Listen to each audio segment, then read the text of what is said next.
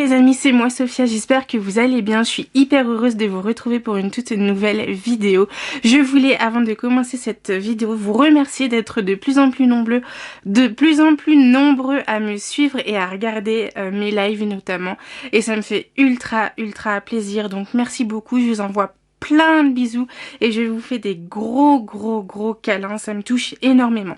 Aujourd'hui, on se retrouve pour une toute nouvelle vidéo et je vais vous présenter un challenge que j'ai décidé de créer. Peut-être qu'il existe, mais je l'ai pas trop vu et souvent il est inclus dans d'autres challenges. Je vous annonce pas que je participe au Cold Winter Challenge cette année. J'ai décidé de pas le faire en fait, tout simplement à cause du pack, mais j'ai décidé de faire un challenge à moi qui me tient à cœur, car l'an dernier, que je vous explique un peu le contexte. L'an dernier, sur cette même période, Margot Liseuse, qui faisait le Cold Winter Challenge l'an dernier, a inclus dans les rubriques, les sous-menus, de lire un livre en anglais, enfin en tout cas en version originale. Donc pour moi, évidemment, je me suis mise à l'anglais parce que c'est ce qui me convient le mieux, hein. Je pourrais pas lire d'autres langues pour le moment. Et donc, j'étais super contente de pouvoir lire mes livres que j'avais dans ma palle en VO, parce que j'en avais quand même pas mal. Exit Harry Potter, parce que Harry Potter, je les connais trop. Mais je vous avais fait déjà une vidéo il y a longtemps sur la lecture en VO avec la saga Shadowhunter, que finalement je n'ai pas lu, que j'ai même vendu. Bref, j'ai tout vendu d'ailleurs, la version anglaise et la version française. Bon, voilà, je voulais les lire en anglais parce que j'avais adoré la série, mais en fin de compte, c'était pas ça. Donc j'avais déjà fait une vidéo là-dessus et c'est quelque chose que j'ai envie de refaire régulièrement et de lire de manière beaucoup plus naturelle en version anglaise, parce que, eh bien, c'est vrai que quand on comprend l'anglais, on se rend compte qu'il y a des petites choses qui sont pas pareilles en version française. Et ça, je l'ai découvert notamment avec les 3 livres. Tout ça pour dire que j'ai découvert ceci avec les 3 livres que j'ai lus l'an dernier, fin décembre, début janvier. Et je vais vous les présenter d'ailleurs, parce que je sais plus si je vous les avais présentés sur la chaîne. Bref, je vais vous faire un petit récap des 3 livres en VO que j'ai lus. À noter que j'ai lu, enfin je les ai lus en même temps que j'ai écouté la version audio. Et je vais vous présenter Carry On de Rainbow Rowell avec Wade Watson de toujours de la même quoi, Rainbow Rowell, et Pax de Sarah Pennypacker. Et donc, du coup, c'est pas du tout pareil, parce que là, on a un jeunesse, et je vais commencer par celui-là, parce que c'était l'un de mes coups de cœur de l'an dernier. Carry On aussi, mais déjà en version française, c'est un de mes coups de cœur. Bref, pour vous le présenter rapidement, Pax, c'est l'histoire d'un renard qui se lie d'amitié avec un petit garçon, et le petit garçon déménage. Et encore un et en fait le petit renard il va traverser toute la forêt pour retrouver son ami le garçon. Voilà, donc c'est un livre vraiment touchant. En plus ça se passe pendant la guerre. J'ai encore plus adoré l'écouter, c'était magnifique. Et puis en plus ce qui est top, c'est qu'il y a des petites illustrations comme ça, magnifiques. Donc je vous le conseille, c'est hyper accessible, parce que c'est les enfants, et donc si vous avez un petit niveau d'anglais comme moi, eh bien vous pouvez grandement y aller. Ensuite, on est avec Wade Watson et Carry On, le tome 1, le tome 2 de Rainbow Rowell. Comment vous dire? Pourquoi j'ai acheté la version anglaise? Déjà parce que j'ai appris en faisant des recherches et en relisant pour une énième fois la version française qu'il y avait un tome 2 qui est sorti, donc celui-ci, et que bientôt, la sortie a été repoussée, je crois, j'ai pas suivi du tout avec le Covid. Le tome 3 sortira également. Et en fait, donc du coup, comme le tome 2, il était en VO, eh bien je me suis dit que j'allais lire les 2 tomes en version originale, tout simplement, sachant que je connais le tome 1 par cœur déjà en français, et qu'à chaque fois c'est un coup de cœur quand je le relis. Et du coup, ça a été aussi un coup de cœur quand je l'ai lu en anglais. Effectivement, c'est là aussi hyper accessible, hein, les mots, la compréhension globale du texte est hyper accessible, la compréhension des mots est hyper accessible aussi. Donc n'hésitez surtout pas à vous y aller, hein, c'est très français, à y aller, il n'y a pas de problème là-dessus. ce qui m'embête toujours un petit peu avec les versions anglaises, eh bien c'est comment? C'est les dialogues hein, avec leurs guillemets et et heureusement que ça a la ligne parce que des fois je me perds, je sais plus qui parle, je sais plus qui voilà. Mais bon, en soi c'est un coup de cœur quoi. Et Carry On, ça parle quoi? Ça parle de l'élu. Si vous aimez ces histoires de garçons d'élus, enfin d'enfants élus qui vont sauver le monde de la magie maléfique et tout le tralala, à la Harry Potter, hein, faut bien l'avouer, eh bien n'hésitez surtout pas, il est hyper accessible. Je vais pas y arriver aujourd'hui. Il est hyper accessible et en plus de ça, eh bien, c'est une romance LGBT parce que Simon, il aime Baz et Baz, il aime Simon. Et moi, je suis contente, sauf que je veux que Baz soit avec moi. Baz, c'est mon mari. Il y a un problème, il y a pas de problème, on est d'accord. Donc, si vous aimez pas Baz, eh ben, ça m'arrange. Mais bon, Baz, on peut qu'il l'aimer de toute façon parce que c'est Baz. Voilà, c'est tout ce que j'avais à dire sur le sujet. Et encore une fois, je divague. Que c'est pas ça du tout dont je voulais vous parler. Je voulais juste vous dire que ça raconte l'histoire de Simon Snow qui a aucune aptitude en... Enfin, qui n'a aucune aptitude en magie, qui est...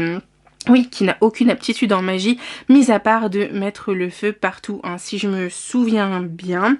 Et c'est l'élu, parce que voilà, il a été choisi pour accomplir un grand destin qui va peut-être le faire mourir, ou en tout cas lui faire perdre ses pouvoirs. Donc voilà. Ça se passe dans une école de magie, il y a un monstre, on sait pas trop qui est le monstre, on sait pas qui, en plus il connaît pas ses parents. Il est, ce que j'aime bien avec ce livre, c'est qu'il est orphelin et qu'il connaît pas du tout, mais alors pas du tout ses parents. Et ce qui me fend le cœur à chaque fois, c'est que dans l'univers qu'elle a créé, Rainbow Rowell, et les mages et les magiciennes n'abandonnent pas leurs enfants. Il y a que Simon qui a été abandonné, le pauvre. Et du coup, voilà, ça lui donne un petit côté touchant comme ça. C'est dans la version, je dois juste vous signaler que dans la version française, Simon, il a 16 ans. Enfin, il a 16 ans partout, hein, dans la version anglaise et française. Mais j'ai l'impression dans la version française qu'il est plus petit et qu'il a 16 ans, mais genre il a un esprit hyper enfantin. Je sais pas comment vous l'expliquer et du coup ça me perturbe à chaque fois que je le lis en français parce que en version anglaise, j'ai l'impression qu'il est un poil plus adulte que dans la version française. Donc là, on se rend compte aussi qu'il y a un petit problème de traduction, je pense, ou alors, je sais pas. En tout cas, j'adore. Voilà, donc à lire. Et Wade Watson, de Rainbow Rowell, du coup c'est la suite des aventures de Simon et Baz. Et en même temps, ils partent faire un road trip parce que l'une de leurs amies, elle est en danger. Et voilà. C'est tout ce que je peux vous en dire de plus parce que j'ai adoré. Mais en même temps, je m'attendais pas à ça. Du coup, je l'ai encore un peu là parce que je m'attendais à quelque chose de plus... de moins, enfin vous voyez quoi ce que je veux dire, voilà, de plus, de moins, vous m'avez comprise, enfin j'espère, parce que moi-même je me suis pas comprise en fait. Non, vraiment, c'est-à-dire que quand je l'ai fini, déjà il y avait un problème d'audio, parce qu'il y a des chapitres qui ont sauté, alors je sais pas si c'est à cause de ma wifi ou quoi, mais en tout cas il y avait un chapitre qui n'était pas lu dans la version audio, donc du coup ça m'avait beaucoup perturbée. Et bref, et quand je l'ai lu, enfin quand je l'ai fini, je suis restée un peu sur ma faim parce qu'elle est la spécialiste pour faire des fins ouvertes et tu demandes qu'est-ce qui va se passer ensuite, pourquoi il y a un troisième tome. Déjà, le tome 1 ne nécessitait pas de suite et le tome 2 ne nécessite pas de suite. Et en fait, je me suis en train de me demander si on peut les lire dans le désordre. Parce que déjà il y a un épilogue qui me perturbe à chaque fois avec enfin à chaque fois, je l'ai lu qu'une fois hein, mais l'épilogue m'a beaucoup perturbée. Et bref, c'est pas le sujet. Je vais divaguer. Par contre, regardez le hardback, comment il est grave beau. Est-ce que je suis amoureuse en vrai? C'est divine. Je sais plus c'est comment qu'elle est. Bon, tout ça pour dire que, voilà, j'ai lu 3 livres l'an dernier, fin décembre, début janvier, en anglais. Et du coup, j'ai... Et voilà la version hardback de Carry On. En plus, c'est trop bien parce qu'il y a le... Enfin bref, pourquoi on a passé en France, quoi. Voilà, c'est tout. Tout ça pour dire que donc j'ai lu 3 livres en anglais, je me répète, je sais, mais c'est pas grave. Je sais plus du coup, fin décembre, début janvier, et que j'avais très envie de remettre ça, parce que c'est des coups de cœur, et j'avais très envie de remettre le couvert. Sachant que j'ai une petite palle en version anglaise, enfin en version VO, qui me fait hyper envie, enfin forcément vu que je les ai achetés, et on a un peu de tout. On a un essai documentaire, on a des histoires évidemment, et là j'en ai sélectionné 4 pour mon petit challenge que voici. Et donc c'est là où ça devient intéressant, c'est que mon challenge, il va durer de début décembre à fin mai, donc il va durer 6 mois pour lire 4 livres en version anglaise. Alors, pourquoi je fais 6 mois pour lire 4 livres? Pas parce que je sais que ça va me prendre du temps. Enfin, quand je suis dans l'histoire, généralement, ça me prend pas de temps de lire un livre en VO. Mais comme j'ai beaucoup de livres à lire déjà en VF, que j'ai une palle à rallonge et que je vous ai déjà présenté beaucoup de livres. Enfin, je vous ai présenté beaucoup de livres, non mais j'ai des livres à relire ce mois-ci. Eh bien, clairement, je me donne un laps de temps pour tout lire parce que je sais qu'en un mois, voire 2, je ne pourrai pas tout lire. Voilà. Est-ce que je me suis fait comprendre? Dites-moi. Oui, hein, je pense. Donc voilà.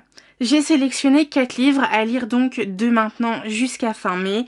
Et ce qui est assez marrant, c'est que dans mes 4 livres, on peut sélectionner 2 thèmes. Le thème de l'amour et le thème du suicide ou du meurtre. Voilà, c'est drôle. Parce que du coup, c'est complètement l'opposé. Et voilà. Et on va commencer par l'amour, évidemment. Hein, avec Red, White and Royal Blue. J'essaye de mettre l'accent, vous voyez, comme on est en anglais, tout ça. Bref, de Casey McIntosh. Et comme elle le dit très bien, c'est a novel, donc un roman. C'est un livre qui m'a été recommandé et recommandé par Pinterest. J'adore la couverture. J'ai vu qu'il était sorti en VF, mais clairement, je l'ai même pas regardé parce que ça n'avait rien à voir avec les couves. Donc, voilà. Autant vous dire que je ne le lirai pas en VF, mais j'ai très envie de le lire en anglais. Donc forcément je l'ai acheté, donc forcément j'en suis tombée immédiatement amoureuse quand je l'ai reçu, parce que bah je sais pas, rien que en voyant la couverture, et bah je tombe sous le charme en fait. Voilà, c'est tout. C'est aussi simple que ça. Et je me dis, en regardant tout le temps la couverture, que je vais passer un moment exceptionnel. Alors, je mets un peu la part haute, hein, parce que vous savez que j'adore les romances.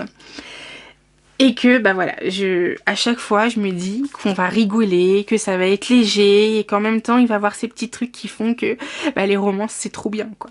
C'est une romance LGBT, ça parle d'un garçon qui est aux États-Unis, qui est le fils de la présidente des États-Unis, et qui va faire ses études en Angleterre, et il va rencontrer le prince de Galles, si je dis plus de bêtises. Et donc, bah voilà, ils vont tomber amoureux, hein, c'est une romance, on le sait. Mais ce que je ne sais pas, c'est comment ça va se passer.